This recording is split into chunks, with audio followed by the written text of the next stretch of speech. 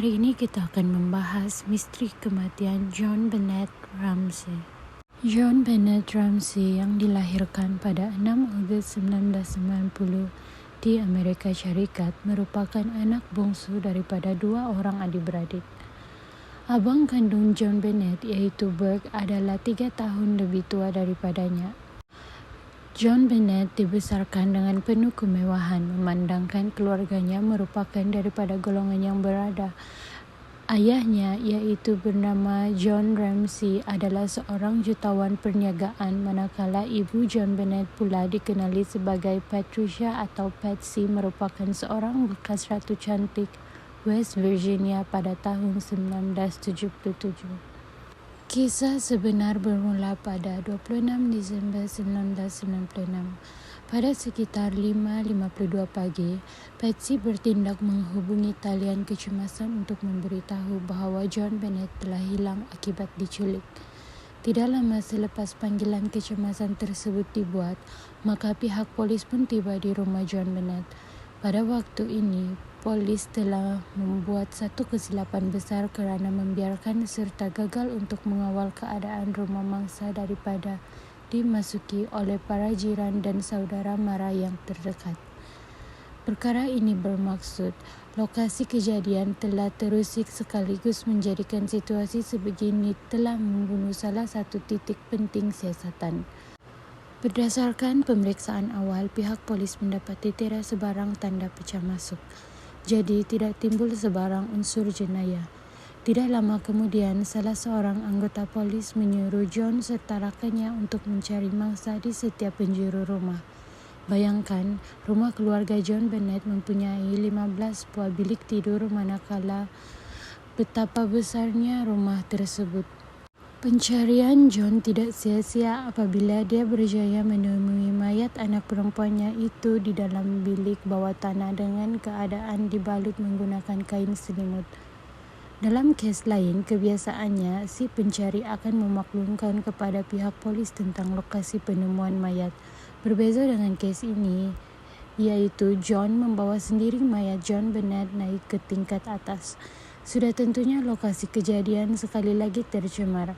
Jika difikirkan secara mendalam, bukankah sepatutnya John melaporkan dahulu tentang penemuan mayat anak perempuannya itu?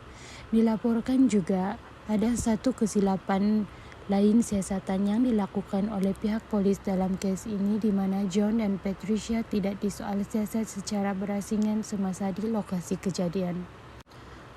Menerusi laporan bedah siasat, puncak kematian John Bennett yang diklarifikasikan sebagai kes pembunuhan adalah akibat dicekik. Pada bahagian tengkorak, ada keretakan yang menandakan kepala John Bennett telah dihentak dengan objek keras. Bagaimanapun, tiada sebarang tanda dirogol tetapi mempunyai kesan serangan seksual. Bahagian leher pula didapati mempunyai alat jerut leher yang diperbuat daripada tali nilon dan pemegang berus milik Patsy.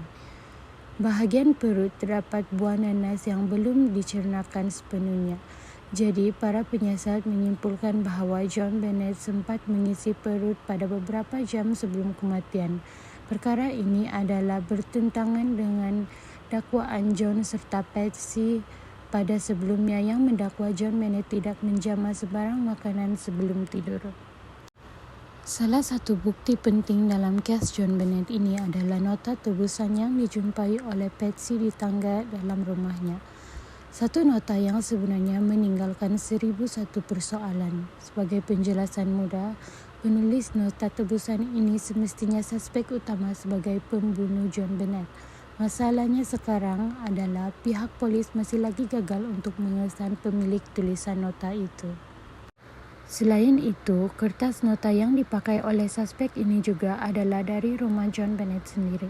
Cuba fikirkan, logik atau tidak apabila seorang penculik menulis nota tebusan dengan panjang berjela dalam situasi genting?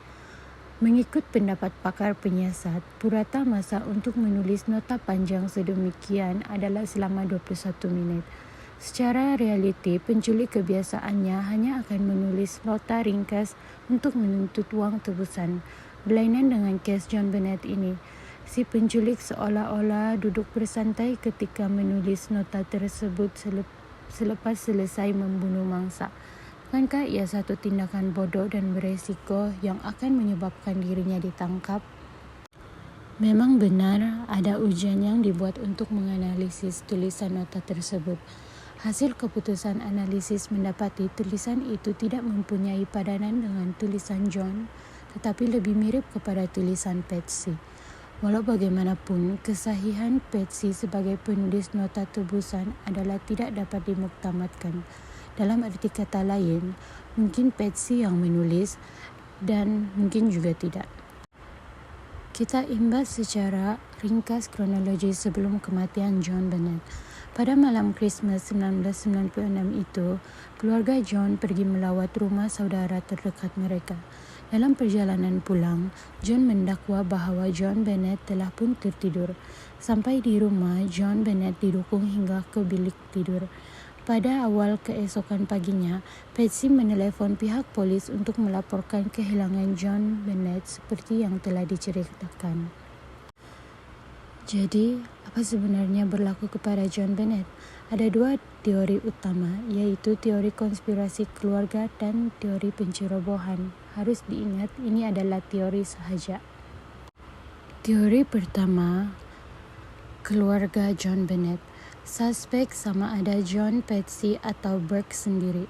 John Bennett mungkin mati dalam satu insiden yang tidak disengajakan. Nota tebusan itu sebenarnya adalah nota palsu yang ditulis mengaburi siasatan pihak berkuasa. Perkara ini dinafikan sekeras-kerasnya oleh John dan Patsy sepanjang hidup mereka. Patsy meninggal dunia pada tahun 2006 akibat kanser ovari. Teori kedua adalah teori pencerobohan. Penceroboh itu dikatakan seorang pedofilia yang sangat obses dengan John Bennett. Dia bertindak menceroboh masuk rumah mangsa dengan memecahkan cermin tingkap bilik bawah tanah. Teori ini disangkal dengan fakta bahawa sarang laba-laba pada cermin tingkap tersebut langsung tidak terusik pada waktu kejadian. Bagi teori ini, 3 nama suspek utama yang menjadi tumpuan yaitu Gary Oliva, Michael Helgort, dan John McCarr. Bagaimanapun, DNA mereka bertiga langsung tidak sepadan dengan DNA yang ditemui pada seluar dalam John Bennett. Jadi, Gary, Michael, dan John Mark tidak dapat disahkan sebagai suspek. Ada juga satu teori tambahan yang disimpulkan daripada dokumentari yang berjudul The Case of John Bennett, di mana Burke tanpa ada sebarang niat membunuh telah memukul kepala John Bennett dengan lampu suluh.